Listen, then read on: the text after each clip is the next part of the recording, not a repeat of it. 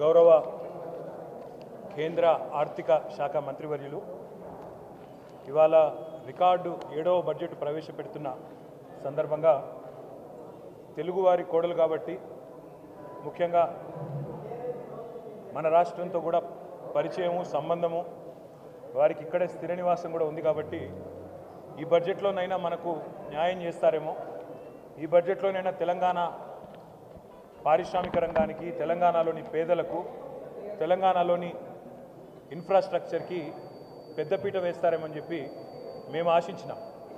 కానీ దురదృష్టం ఇవాళ 48,21,000 కోట్లతో బడ్జెట్ పెట్టినప్పటికీ అందులో పెద్ద ఎత్తున కొన్ని రాష్ట్రాలకు పెద్దపీట వేసినప్పటికీ తెలంగాణ ప్రస్తావన మాత్రం లేకపోవడం అనేది నిజంగా కూడా బాధాకరం, శోచనీయం.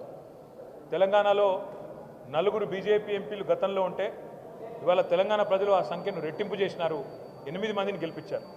అయినప్పటికీ 8 రూపాయలు కూడా కేంద్ర ప్రభుత్వం ఈ బడ్జెట్లో ఇవ్వకపోవడం అనేది నిజంగా బాధాకరం, తీవ్రంగా కూడా తెలంగాణ ప్రజలందరినీ కూడా విస్మయపరిచిన అంశం.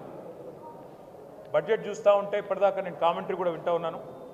ఇది కేంద్ర బడ్జెటా లేకపోతే బీహారు ఆంధ్రప్రదేశ్కు సంబంధించిన బడ్జెటా అనే విధంగా ఇవాళ చాలామంది మాట్లాడుతూ ఉన్నారు.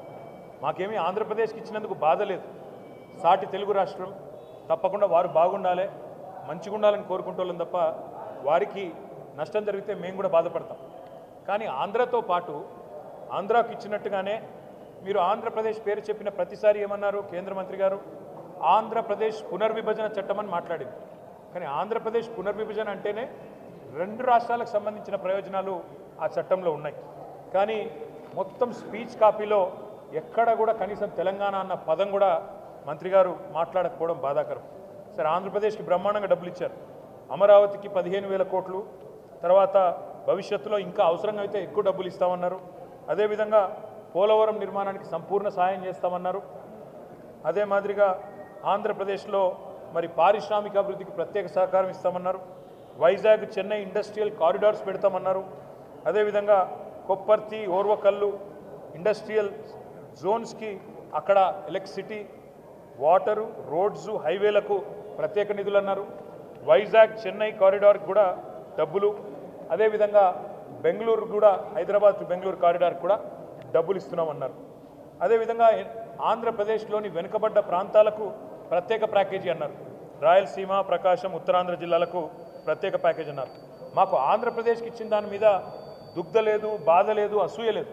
తెలుగు రాష్ట్రం, పక్క తెలుగు రాష్ట్రం బాగుపడితే సంతోషించటోళ్ళమే, తప్పకుండా స్వాగతిస్తాం ఆంధ్రప్రదేశ్కి ఇచ్చిందని. కానీ కేవలం ఆంధ్రప్రదేశ్కు బీహార్కు రెండింటికే ఇస్తూ మిగతా 26 రాష్ట్రాలను మరి చిన్నచూపు చూడడం అనేది నిజంగా బాధాకరం. ఆంధ్రప్రదేశ్ పునర్విభజన చట్టమని మీరు ఏ మాట అయితే చెప్పారో, ఆంధ్రప్రదేశ్ పునర్విభజన చట్టంలోనే 2 తెలుగు రాష్ట్రాల ఏర్పాటు కూడా ఉన్నది. తెలంగాణ ఉన్నది, ఆంధ్రప్రదేశ్ ఉన్నది. కానీ ఎప్పట్లాగానే మనకు 9.5-10 సంవత్సరాలుగా ఎప్పట్లాగానే ఇచ్చినట్టు ఈసారి కూడా గుండు సున్నానే ఇచ్చింది కేంద్ర ప్రభుత్వం. మరి మీరు ఒక్క నిమిషం ఆలోచిస్తే మనకు ఆంధ్రప్రదేశ్ పునర్విభజన చట్టంలో కూడా 35 వివిధ హామీలు మరి మనకు కేంద్ర ప్రభుత్వం ఆనాడు 2014లో ఇచ్చింది. అందులో చాలా అంశాలు గతంలో కేసీఆర్ గారు ముఖ్యమంత్రిగా ఉన్నప్పుడు గత 10 ఏళ్ళు ఒకసారి కాదు పలుమార్లు పోయి బతిమలాడినాము, పలుమార్లు పోయి అభ్యర్థించాము, ఇచ్చిన మాట నిలబెట్టుకోండి అని చెప్పి కూడా కోరినాం. ములుగులో గిరిజన యూనివర్సిటీ కేటాయించాలి మనకు పునర్వ్యవస్థీకరణ చట్టం ప్రకారం. కానీ పేరుకేదో యూనివర్సిటీ ఇచ్చినట్టు గతంలో ప్రకటించారు తప్ప ఇప్పటి వరకు డబ్బులు కేటాయించలేదు. బయ్యారంలో ఉక్కు కర్మాగారం పెడతాము steel authority of India limited ద్వారా అన్నారు. ఇప్పటి వరకు దానికి మోక్షం లభించలేదు. ఈ బడ్జెట్లో కూడా దక్కింది గుండు సున్నా. కాజీపూర్ తెలంగాణ ప్రభుత్వం రేవంత్ రెడ్డి గారి నాయకత్వంలో మన చాలామంది చాలాసార్లు ఢిల్లీకి పోయి అక్కడ మంత్రులను కలిసినట్టుగా కూడా వార్తలు వచ్చినాయి. కానీ ఒక్కటంటే ఒక్కటి కూడా వీళ్ళు చెప్పింది వాళ్ళు వినిపించుకున్నట్టయితే కనబడడం లేదు. రీజనల్ రింగ్ రోడ్ కానీ రాష్ట్రాలకు ముఖ్యంగా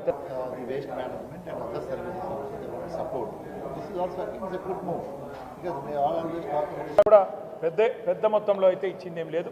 మొత్తంగా చెప్పాలంటే తెలంగాణకు ఈ బడ్జెట్లో మళ్ళొక్కసారి దక్కింది పెద్ద గుండు సున్నా. నేను తెలంగాణ ప్రజలు అందుకే ఆలోచించాలని చెప్పి వారిని విజ్ఞప్తి చేస్తూ ఉన్నా. మొన్న జరిగిన పార్లమెంట్ ఎన్నికల్లో 16 స్థానాలు 8 కాంగ్రెస్ పార్టీకి 8 భారతీయ జనతా పార్టీకి మీరు ఇచ్చారు. ఇవాళ అదే 16 స్థానాలతో చంద్రబాబు నాయుడు గారు ఒక ప్రాంతీయ శక్తి బలంగా ఉంటే ఏం సాధించుకోవచ్చో సంకీర్ణ ప్రభుత్వంలో చూపెడతా ఉన్నారు. 15,000 కోట్లు ఒక్క ఏపీ క్యాపిటల్ డెవలప్మెంట్కి ఆయన తీసుకున్నారు. అదేవిధంగా బీహార్కు 26,000 కోట్ల రూపాయలు కేవలం రహదారుల కోసం మాత్రమే ఇచ్చినారు. కానీ తెలంగాణకు 16 మంది పార్లమెంట్ సభ్యులున్న 8 మంది కాంగ్రెస్ వాళ్ళు, 8 మంది బీజేపీ వాళ్ళు, దక్కింది మాత్రం గుండు సున్నా. అందుకే స్వీయ రాజకీయ అస్తిత్వమే తెలంగాణకు ఎన్నిటికైనా శ్రీరామ రక్ష. ప్రాంతీయ శక్తులు బలంగా ఉంటే, ప్రాంతీయ పార్టీల నాయకత్వం బలంగా ఉంటేనే రేపటి సంకీర్ణ యుగంలో కూడా మనం శాసించే పరిస్థితి ఉంటుంది. శాసించి సాధించుకోవాలి తప్ప యాచించి సాధించుకుంటే ఏది కూడా రాదు. రేపటికైనా తప్పకుండా ఇవాళ ఈ 8 బీజేపీ ఎంపీలు అక్కడ పార్లమెంట్లో కూర్చున్నారు. తెలంగాణకు అన్యాయం జరుగుతుంటే ఒక్క ప్రాజెక్ట్ కూడా రాకపోతే కనీసం నోరు కూడా మెదపలేదు. 2 కేంద్ర మంత్రులు ఉన్నారు, నోరు మెదపలేదు. అదేవిధంగా 8 మంది కాంగ్రెస్ ఎంపీలు తెలంగాణకు అన్యాయం జరుగుతుంటే కూడా నోరు మెదపలేదు.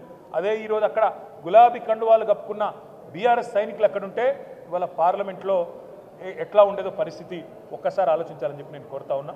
అందుకే భవిష్యత్తులోనైనా తెలంగాణ ప్రజలు గుర్తుపెట్టుకోవాల్సిన మాట, మన ప్రాంత హక్కులు కాపాడాలంటే, మన రాష్ట్ర హక్కులు కాపాడాలంటే, మనకు నిధులు రావాలంటే ఈ సంకీర్ణ శకంలో తప్పకుండా కేసీఆర్ గారు లాంటి బలమైన నాయకులు, బలమైన బీఆర్ఎస్ లాంటి పార్టీలను ఎంత మద్దతు ఇచ్చి, ఎంత సంఖ్యాపరంగా బలోపేతం చేస్తే అంత రాష్ట్రానికి లాభం అనే మాట కూడా మళ్ళొక్కసారి గుర్తు చేస్తూ, ఈ బడ్జెట్లో కూడా గుండు సున్నానే ఇచ్చినందుకు మరి కేంద్ర ప్రభుత్వానికి మరి 8 ఎంపీలు ఇచ్చినా మీరు గుండు సున్నా ఇచ్చినందుకు తెలంగాణ ప్రజలు భవిష్యత్తులో అన్ని గమనిస్తున్నారు, అన్ని ఆలోచన చేస్తున్నారు. తప్పకుండా తగు రీతిలో నిర్ణయం తీసుకుంటారని చెప్పి కూడా మేము ఆశిస్తాం.